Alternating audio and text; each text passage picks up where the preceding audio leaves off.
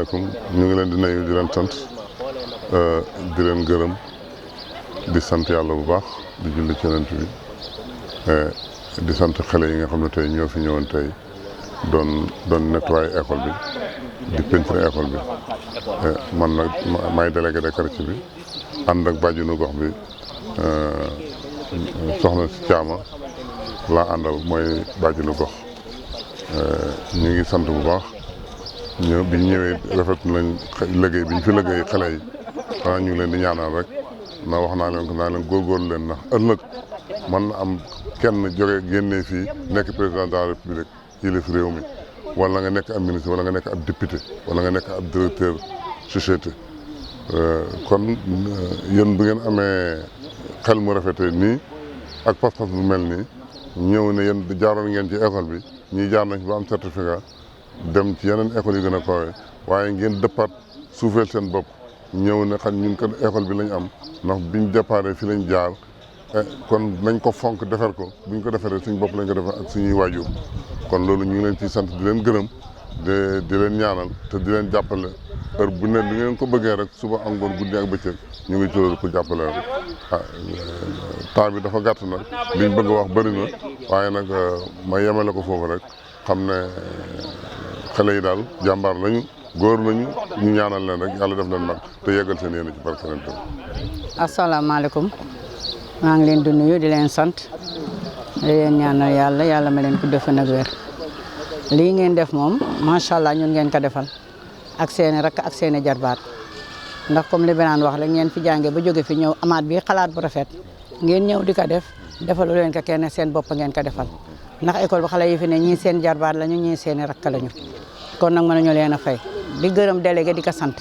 di ko ñaanal yàlla li mu bëgg si xolam moo ko xam yàlla na ko yàlla defal amul lenn loo xam ne mi ngi koy def te woowu ma xeebu ma defuma dara loo xam ne rek mi ngi koy def dina ma woo ànd ak man xale yi nag rafet la ñun liggéey bi yal na leen yàlla jàppale yal na leen yàlla lafal cat ñi ngi seen kanam ñi ngi seen ginnaaw waaw loolu rek laa si amoon ndax temps bi dafa gàtt te ke jot amul wasalaam jërëjëf. salaamaaleykum waa Parcelles Assainies maa ngi tudd Abdoulaye Kane le président de l'association Parcelles Bonlieu bon tey ñi ngi fii école élémentaire unité 11 pour continuer suñu journée de reboisement yooyu ñu doon def bon bien vrai que bii ni am na benn soppite bu si am parce que avant bi fi ñëw dañoo ñëw gisanteeg le directeur de l'école mu wàññu li nga xam ne mooy tableau yi nekkoon si benn état bu doy waar tey tamit boole nañ ko suñuy activité ñu defaraat ko peinture ko ba mu gën a rafet nga xam ne suñu élèves yi nga xam ne ñoo fiy jàngee dinañ ci am ay jumtukaay yu baax bon démb ñi ngi woon le lycée LPA 14 def nañ fa benn journée de reboisement tey ñi ngi fii école élémentaire unité 11 def ci tamit reboisement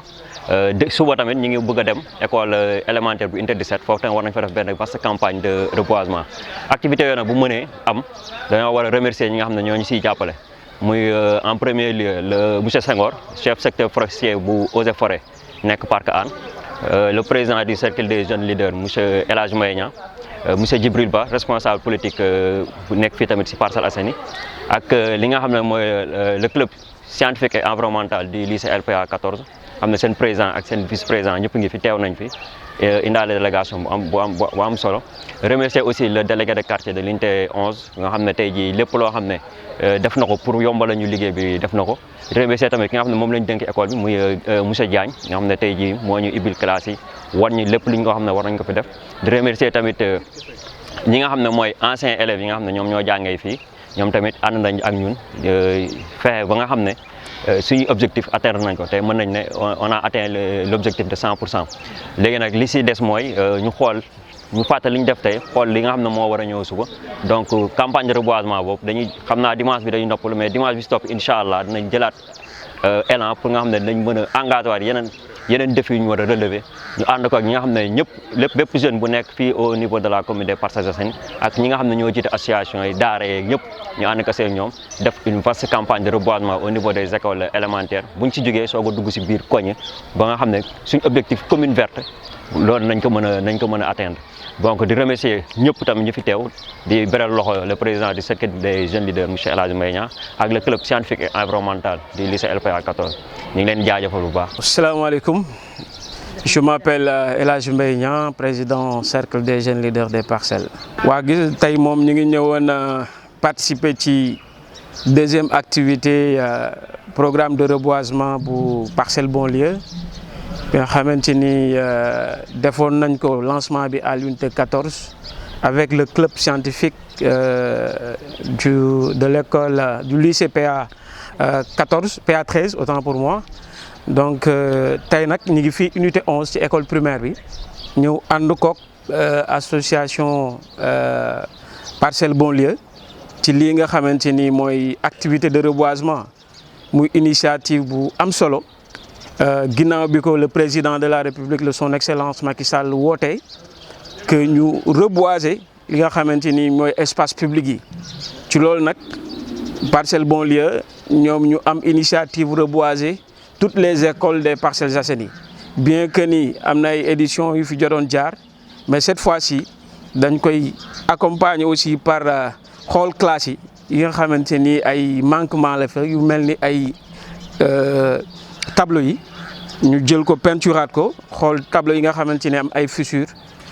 ñu réfectionné ko peindre donc tey ñu ñëw fii unité 14 unité 11 ànd ko ak ñoom mu nekk initiative bu ñuy rafetlu nag parce que tey mënoon nañoo nekk ay jeunes jàng ba pare intéressé wu suñu soxlay bopp ñu dañuy liggéey bu ñu waatee toog suñu kër mais ay jeunes bu ñu amee ay initiative di participer ci li nga xamante ni mooy développement ou bien la gestion participative de la communauté loolu dañ koy rafetlu di leen encourager bu baax lii nag je pense que ni en fait yàgg nañ ko def am na yeneen séance yoo xamante ni def nañ ko dem ci mosquée yi nettoyer ko donc tey bu ñu ñëwee fii pour joxaat école bi beneen image par rapport ak verdure bi nga xamante ni moom lañ bëgg école bi am ko am image bu rafet loolu aussi dañuy saluer initiative bi di leen encourager ak ñi nga xamante ni ñoom lañ ko àndal muy club scientifique ak l'association des anciens élèves de PA unité 11 di leen wax ni jeunesse loolu lañ soxla ci moom parce que réew benn nit wala benn fait pàcc mënu ko doxal c'est un ensemble président de la République dafa am benn rôle ak responsabilité yu mu am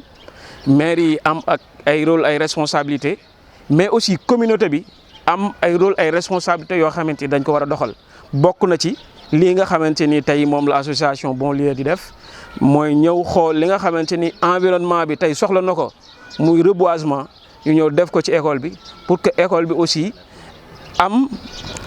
vraiment image boo xamante ni image bu rafet la donc tey mooy deuxième activité fii ci PA unité 11 te jàpp nañ ñu aussi écoles yi nekk Parcelles yëpp dinañ ko fi def donc tey dañuy rafetlu initiative bi surtout mu jóge ci ay jeunes yoo xamante ni tey mënoon nañoo nekk ci leneen donc ñu ngi leen di encourager et di leen wax ni le cercle des jeunes leaders nag mi ngi seen wet seen kanam seen ginnaaw fépp foo leen ko soxlaa ci initiative yu mel nii muy ay initiative citoyenne dina ñëw ànd ko ak yéen wax leen ni leen réew mi lii la soxla parce que développement li koy mën a indi mooy ku nekk apporter sa pierre à l'édifice donc vraiment loolu moo doon moo yi nga xamante ni moom lañ doon sànni di leen encourager bu baax et di leen wax bonne continuation pour la suite.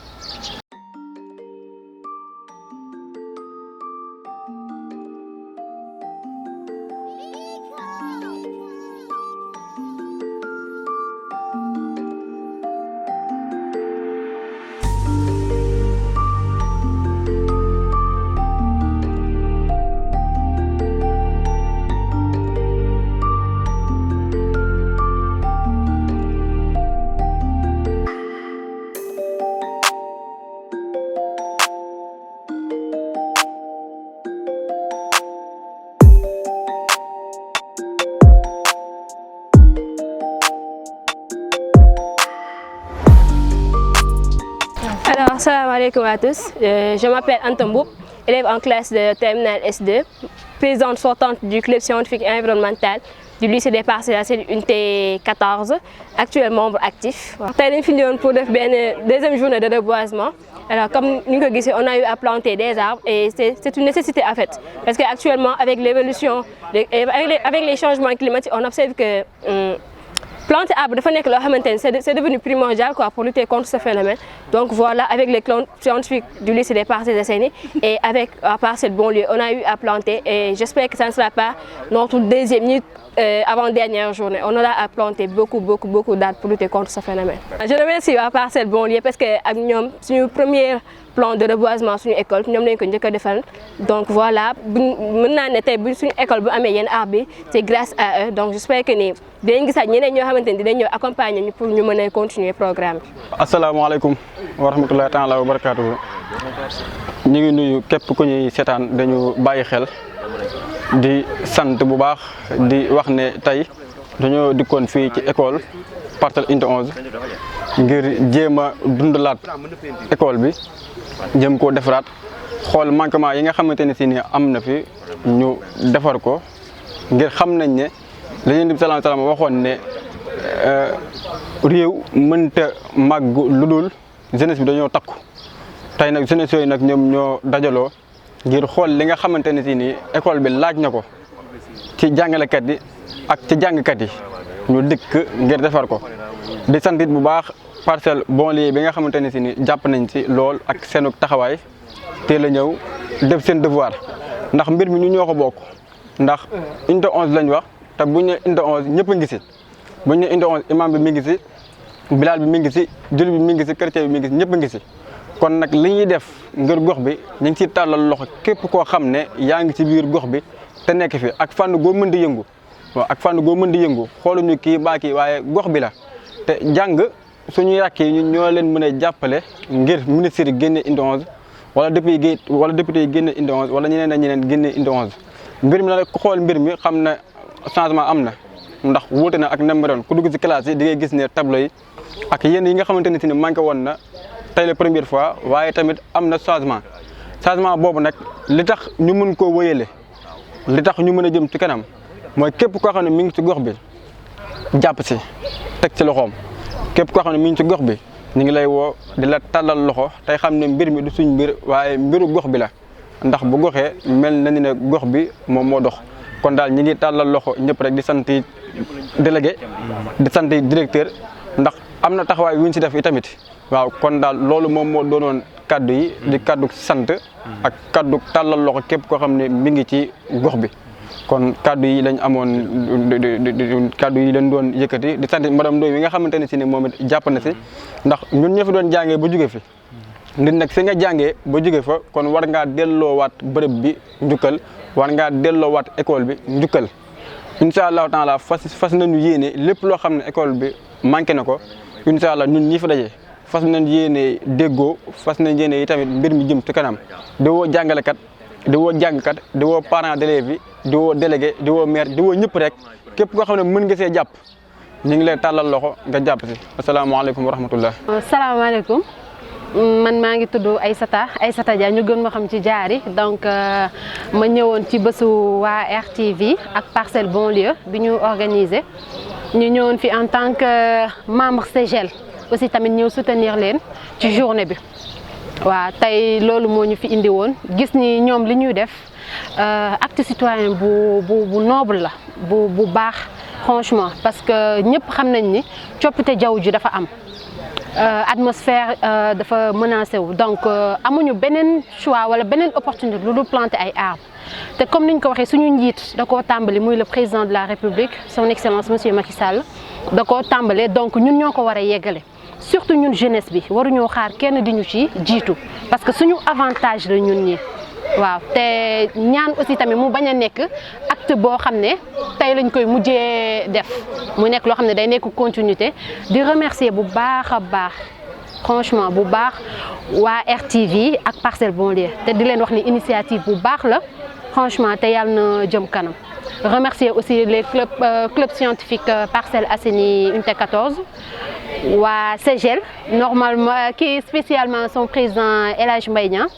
ak tamit waa RTV ak Parcelles Bonlieu ak képp ki nga xam ne teew nga fi rek pour soutenir bés bi soutenir événement bi aussi tamit encourager leen aussi tamit parce que def nañ ay yoo xam ne c'est très encourageant mooy defar tableau classe yi ba pare planter ay arbres loolu moom franchement ñu leen ci encourager di leen gën a dooleel tamit di jàpp ni du doon suñu mujjantal ñëw ci daanaka initiative bi Donc je m'appelle Monsieur Sané, Djibril Sané, directeur de l'école I des Parcelles Assainies, unité 11. Pour ce qui est de l'école, je me dois d'abord de me féliciter sur le fait que les anciens élèves et d'autres organisations se sont intéressés à l'école. Et ça fait un bout de temps, on est en train de travailler ensemble pour essayer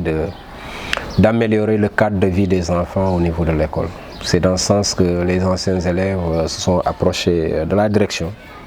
En rapport avec l'équipe pédagogique, on a essayé de discuter pour voir les actions qu'ils pourront mener au sein de l'école et qui pourront avoir un impact sur l'environnement de l'école et l'amélioration des enseignements-apprentissages. C'est ainsi que le week-end passé, ils sont revenus pour concrétiser leurs promesses et ils ont réhabilité tous les tableaux noirs des classes. Ils nous ont amené des fleurs aux devantures du bureau et de la direction et autour du drapeau. Ils nous ont offert aussi un drapeau et ils ont procédé à un reboisement. Ils nous ont amené des arbres pour avoir ce qu'on appelle le bois d'école, c'est-à-dire un peu boiser l'école qui est un peu dégarnie d'arbres, quoi. Voilà, donc c'est ça. Et puis c'est des jeunes très engagés et qui sont vraiment au fait des enjeux du moment. Et puisqu'on dit que c'est l'école du milieu, ils ont compris qu'ils ont leur pierre à déposer, leur pierre à l'édifice. Ils ont mis la main à la poche pour essayer de participer à l'amélioration du cadre de vie des enfants au niveau de l'école. C'est déjà de vous prendre comme un exemple, hein, de prendre ces différentes organisations qui sont présentées à nous pour essayer de participer à la formation de nos enfants. Parce que c'est vrai que c'est un domaine réservé à l'État, mais dans le cadre de la décentralisation, il y a le maire qui intervient. Il a amené quelques fournitures, il a promis d'amener des masques. Il y a des parents qui de façon anonyme aussi interviennent. Il y a même en début d'année un parent une association de parents qui s'est proposé de réfectionner des tables. Ils ont remplacé des vis, ils ont réhabilité, ils ont refait à peu près une douzaine de tables, ce qui nous a permis de gérer l'ouverture et de continuer à recruter les enfants. Parce qu'il faut avouer qu'on avait un déficit d'entablement, il n'y avait que des carcasses. Eux, ils ont mis le bois et puis ils ont remis les tables dans les classes. Aujourd'hui, si nous avons des jeunes qui ont compris qu'eux aussi, ils doivent jouer un rôle, participer aussi à la formation de leurs petits frères ou de leurs neveux, je ne peux que m'en réjouir de ces initiatives et les encourager, demander aux autres jeunes de prendre l'exemple de ces anciens élèves, de ces organisations qui travaillent pour le bien-être des populations des Parcelles Assainies. Comme je l'ai dit, je remercie tous ceux qui s'intéressent à l'école, tous ceux qui essaient d'amener leur apport pour qu'ensemble qu'on puisse aider l'école à prendre en charge les urgences, à prendre en charge les besoins immédiats. Toute la communauté des parcelles, généralement et particulièrement de l'unité 11, je leur adresse toutes mes félicitations et mes remerciements. Je vois que vraiment, je n'ai pas de problème avec les populations et ils s'intéressent à ce que nous faisons à l'école. Donc c'est déjà l'essentiel parce que ce n'est pas évident, hein. Vous pouvez être dans une école où les gens ne s'intéressent même pas à l'école. Mais si vous avez une communauté qui s'intéresse à ce qui se fait à l'école, il faut vous en réjouir, quoi. Donc je ne fais que le remercier et féliciter tous ceux qui, de près ou de loin, participent au bon fonctionnement de notre école qui est Parcelles Assainies I.